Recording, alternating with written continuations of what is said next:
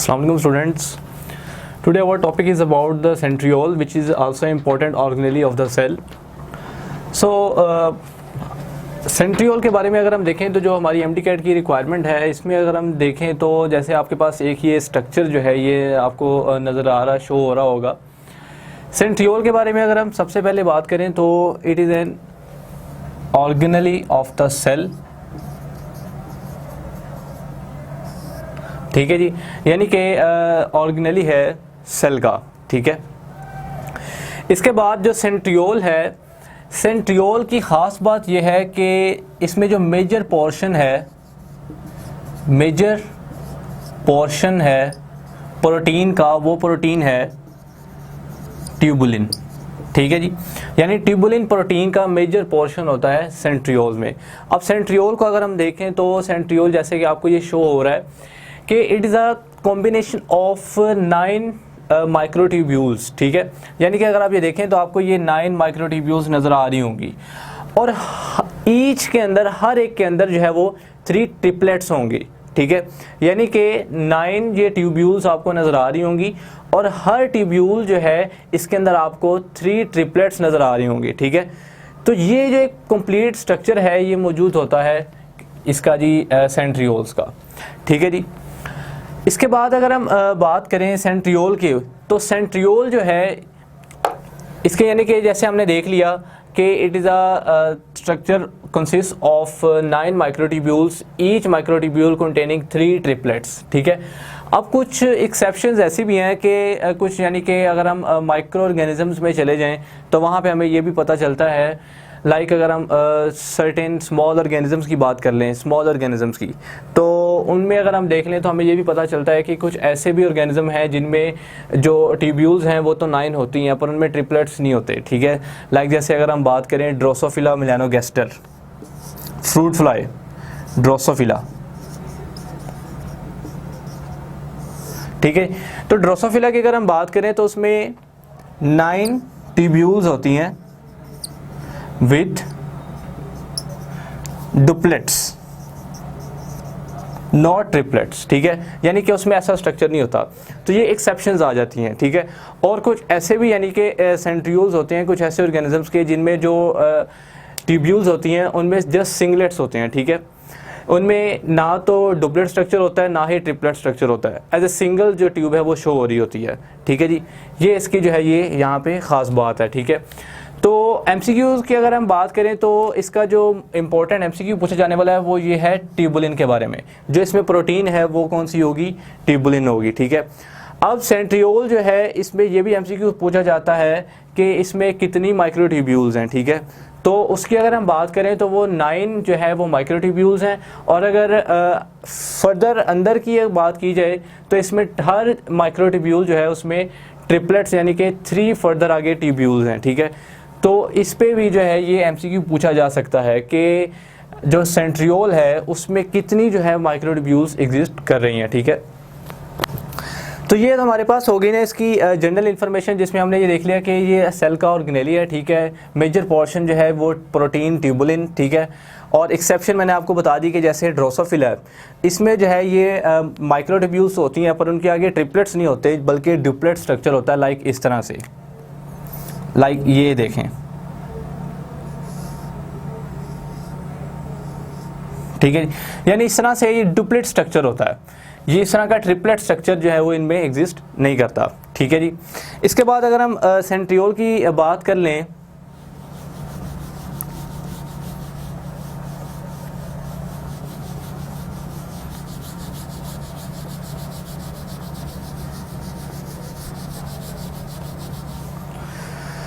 तो यहाँ पे अगर हम देखें तो सेंट्रियोल जो है हमारे पास 2 टाइप्स के प्लांट्स होते हैं, जिसमें एक कैटेगरी अगर हम देखें तो लोअर प्लांट्स की है, लोअर प्लांट्स। ठीक है जी, और एक कैटेगरी है हमारे पास हायर प्लांट्स, हायर प्लांट्स। ठीक है, ये 2 तरह की प्लांट्स की कैटेगरीज होती है हमारे पास, एक होते हैं लोअर प्लांट्स और एक होते हैं हायर प्लांट्स। लोअर प्लांट्स इस वजह से बोला जाता है क्योंकि उनमें जो है कोई भी ऐसी मॉडिफिकेशन नहीं होती, लाइक जैसे कि अगर हम बात करें वास्कुलर सिस्टम होता है प्लांट्स में, ऐसा कोई मॉडिफाइड सिस्टम जो है उनमें मौजूद नहीं होता, तो उनको बोला जाता है लोअर प्लांट्स। तो सेंट्रियोल्स जो हैं ये लोअर प्लांट्स में मौजूद होते हैं, जबकि हायर प्लांट्स में ये एब्सेंट होते हैं, ठीक है जी। यानी कि लोअर प्लांट्स में ये पाए जाते हैं और हायर प्लांट्स में जो है इनकी एब्सेंस होती है, एब्सेंस इन हायर प्लांट्स, ठीक है जी। इसके बाद अगर हम देखें तो एनिमल्स वगैरह में सर्टेन माइक्रो ऑर्गेनिजम्स में, ठीक है, ये पाए जाते हैं, ठीक है। ये एक इम्पॉर्टेंट क्वेश्चन है जो पूछा जाता है एमडीकैट के हवाले से कि सेंट्रियोल्स आर प्रेजेंट इन, तो आपको नीचे ऑप्शन दे दिए जाएं लोअर प्लांट्स, हायर प्लांट्स, तो सी ऑप्शन में दे दिया जाए ए एंड बी और डी में दे दिया जाए नन ऑफ दीज। तो ये जो प्रेजेंट है तो वो लोअर प्लांट्स में, अगर एब्सेंस का ऑप्शन है तो वो हायर प्लांट्स में, ठीक है जी। इसके बाद अगर हम देखें तो हम बात कर लेते हैं जो सेंट्रियोल है इसके फंक्शन के ऊपर।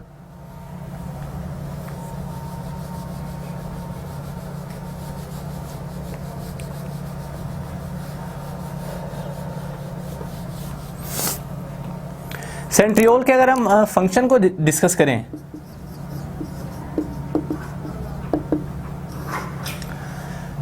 फंक्शन अगर हम इसका देखें सेंट्रियोल का, तो सबसे पहला जो इसका फंक्शन है वो हम ये देखते हैं कि सेल डिवीजन,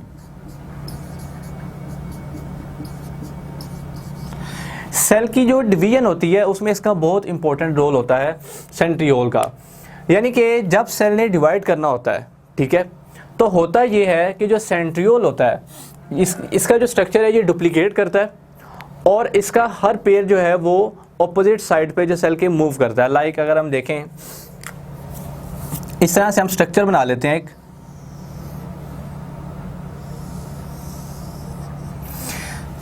ये हमारे पास एक सेल है, ये सेल की हो रही है डिवीजन, ठीक है। तो जब सेल की डिवीजन होती है तो जो सेंट्रियोल होते हैं ये डुप्लीकेट करता है, डुप्लीकेट का मतलब होता है डबल अपने आप को करना, ठीक है। तो हर पेयर जो है फिर सेंट्रियोल का वो क्या करता है कि ऑपोजिट साइड पे, पोल्स के ऑपोजिट साइड पे मूव कर जाता है, लाइक इस तरह से अगर आप ये देखें, ठीक है जी। यानी कि जो सेंट्रियोल हैं उनका हर पेयर जो है वो ऑपोजिट साइड पे मूव कर गया, ठीक है। अब इन दोनों के दरमियान क्या होगा कि इन दोनों के दरमियान माइक्रोट्यूब्यूल्स जो हैं वो डेवलप होंगी इस तरह से ये क्या करेंगे कि अपने दरमियान माइक्रोट्यूब्यूल्स को डेवलप करेंगे। ये माइक्रोट्यूब्यूल्स क्या करेंगी कि जो क्रोमोसोम हैं उनको पुल अपार्ट करेंगी अपनी तरफ और आगे फिर फर्दर जो है वो सेल की डिवीजन परफॉर्म होगी, ठीक है। तो सेंट्रियोल का क्या काम हो गया कि बिफोर सेल डिवीजन इसका जो सेंट्रियोल जो है वो डुप्लीकेट करता है, हर पेयर जो है वो सेल के ऑपोजिट पोल्स की तरफ मूव कर जाता है। मूव करने के बाद जो सेंट्रियोल्स हैं इनसे जो है माइक्रोट्यूब्यूल्स जनरेट होती हैं, ठीक है, और वो माइक्रोट्यूब्यूल्स जो हैं क्रोमोसोम्स को पुल अपार्ट करती हैं अपनी तरफ और फिर फर्दर आगे सेल की डिवीजन परफॉर्म होती है, ठीक है। अब ये जो सेंट्रियोल हैं इनसे आगे जो जनरेट होती हैं माइक्रोट्यूब्यूल्स वो कौन सी होती हैं, वो होती हैं spindle microtubules and astral microtubules and spindle microtubules, ठीक है। ये भी जो है ये इंपॉर्टेंट क्वेश्चन पूछा जाता है, ठीक है, कि जो सेंट्रियोल्स से माइक्रोट्यूब्यूल्स जनरेट होती हैं वो कौन सी होती हैं, वो होती हैं स्पिंडल एंड ऑस्ट्रल माइक्रोट्यूब्यूल्स, ठीक है। तो ये सेंट्रियोल का एक इंपॉर्टेंट फंक्शन है, ठीक है। इसके बाद अगर हम नेक्स्ट बात करें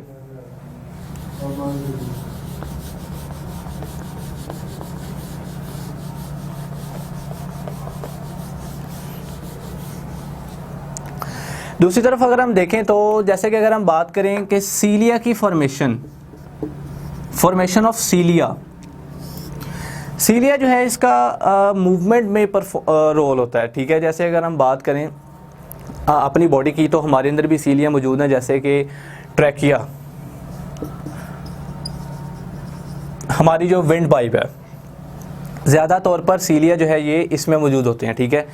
ये मूवमेंट का काम करते हैं, ठीक है, सीलिया, और सर्टेन ऑर्गेनिजम्स में भी होते हैं सीलिया, ठीक है।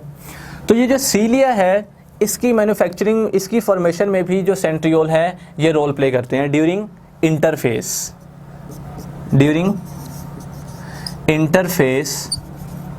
Of the cell division. ठीक है जी, यानी कि जब ये जो सीलिया की मैन्युफैक्चरिंग है ये कब होती है, सेल की जो डिवीजन का जो इंटरफेस होता है, इंटरफेस में जो सीलिया हैं इनकी मैन्युफैक्चरिंग परफॉर्म होती है, फॉर्मेशन होती है, और इसमें जो रोल प्ले करते हैं वो सेंट्रियोल्स होते हैं। ठीक है, एक तो ये हो गया हमारे पास। इससे पिछला जो हमने डिस्कस किया वो था सेल डिवीजन के ऊपर। ठीक है, जैसे मैंने आपको बता दिया, तो ये भी एक इम्पॉर्टेंट क्वेश्चन पूछा जा सकता है, और इसकी जो सेल डिवीजन है उस पर भी इम्पोर्टेंट क्वेश्चन पूछा जा सकता है। और मोस्ट इम्पॉर्टेंट क्वेश्चन जो इसमें से पूछा जा सकता है वो ये है कि जैसे कि अगर हम बात करें कि सेंट्रियोल्स जो हैं are in the form of pairs, तो ये दोनों जो पेयर होते हैं ये एक दूसरे के यानी कि इंडिविजुअली तौर पर जो है ये राइट एंगल पे होते हैं। लाइक इस तरह से अगर मैं इस तरह बना लूँ तो ये देखें, ये दोनों जो है ये राइट एंगल पे होंगे, 90 डिग्री का एंगल होगा। ठीक है, लाइक जनरल इस तरह से अगर हम देख लें कि ये स्ट्रक्चर है हमारे पास, ठीक है, तो ये जो है ये राइट एंगल पे होते हैं एक दूसरे के। जैसे मैंने ऑलरेडी बात की कि जो सेंट्रियोल हैं इनके जो स्ट्रक्चर है वो डुप्लीकेट करता है, और हर पेयर जो है वो ऑपोजिट पोल्स पे मूव करता है। तो वो जो पेयर में इंडिविजुअल की अगर हम बात करें तो जो पेयर के अंदर दोनों होते हैं वो एक दूसरे के राइट एंगल पे होते हैं, यानी परपेंडिकुलर होते हैं। तो ये भी इंपॉर्टेंट क्वेश्चन जो है वो पूछा जाता है। ठीक है, कि एंगल जो है वो कौन सा होता है, 90 डिग्री, 80 डिग्री, 60 डिग्री, 70 डिग्री, तो राइट एंगल यानी कि 90 डिग्री होता है। ठीक है, तो ये इंपॉर्टेंट क्वेश्चन जो है ये इसमें से पूछे जा सकते हैं। ठीक है, तो जैसे सेंट्रियोल में इसका स्ट्रक्चर हमने डिस्कस कर लिया। ठीक है, इसके बाद हमने ये भी देख लिया कि ये कौन से प्लांट्स में प्रेजेंट है और कौन से में एब्सेंट है। ठीक है, ये भी इंपॉर्टेंट क्वेश्चन पूछा जाता है। ठीक है, इसके अलावा जो इसका फंक्शन है उसमें मैंने सेल डिवीजन के बारे में आपको बताया कि इसका क्या रोल है। ठीक है, उसके बाद जो सीलिया है इसकी जो फॉर्मेशन है उसमें भी सेंट्रियोल्स का रोल है ड्यूरिंग इंटरफेस। ठीक है जी, इंटरफेस के दौरान जो सीलिया की फॉर्मेशन होती है। ठीक है, तो ये थे इसमें से इंपॉर्टेंट पूछे जाने वाले क्वेश्चंस।